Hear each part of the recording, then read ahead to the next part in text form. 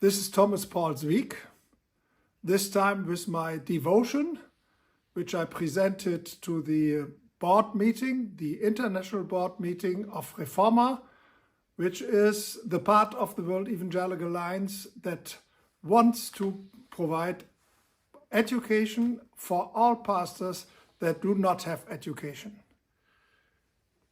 In Mark 3:14 we read, He, that is Jesus, appointed 12 that they might be with him and that he might send them out to preach.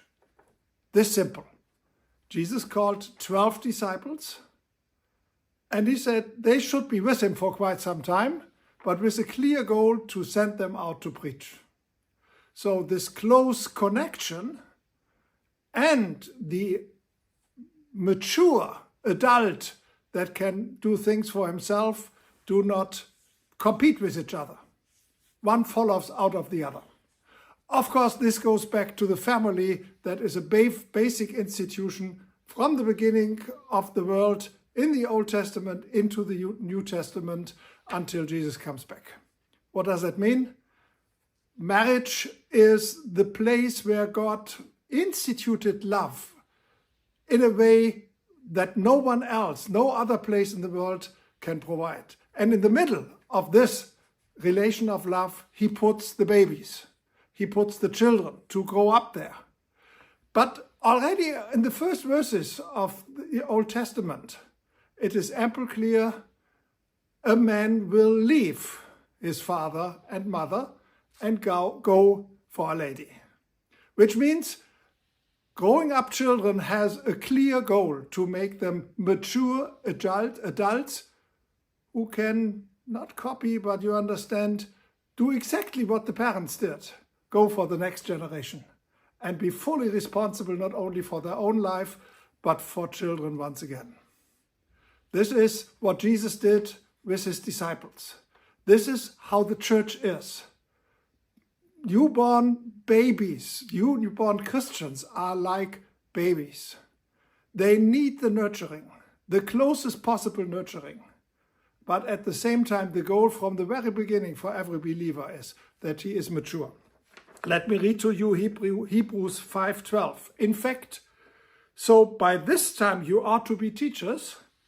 You need someone to teach you the elementary truths of God's word all over again.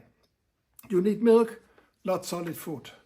The background is that for the Christian faith, it's taken for granted that someone that is a Christian for some time can present what he believes in himself. He does not need to tell to others, oh, I don't know who Jesus is, you have to ask my pastor. He knows Jesus personally, but he also knows what Holy Scripture teaches about Jesus and can tell this to others. Hebrews takes it for granted that many Christians years later are still like babies and need milk and not food that is for mature people. But it is very clear to become a mature person that can teach others and not only depend on others when it comes to teaching is the normal. Ephesians 4:13 and 14 tells the same story. Until we all reach unity in the faith and the knowledge of the Son of God and become mature, attaining to the whole measure of the fullness of Christ. Then we will no longer be infants, tossed back and forth by the waves, and blown here and there by every wind of teaching and by the cunning and craftiness of people in their deceitful scheming. You see, again, this is the family picture that the baby does not really know what to do. That's a given. But the baby should become a teen, and the teen should become an adult, and the adult should have a position, a firm position by himself. This is why World Evangelical Alliance invests into mature Christians on our level. It starts out with Bible engagement, that every believer really knows his Bible. It goes on with Galilean movement, the decade of discipling. And the Galilean movement is about discipling people into co-workers in the church. We need millions and millions of people that can lead in the church, not only pastors, not only treasurers, But on all levels, we need people that have been discipled to be mature Christians and help others in the local churches. It goes on with Re-Forma. This is where we are at now. Re-Forma takes those people who lead a church already. Let's call them pastors, but they might have other names. They lead a church already, but for some reason had no chance to get a valid training. So Re-Forma doesn't provide the training itself. It provides standards, global standards of quality, of outcomes.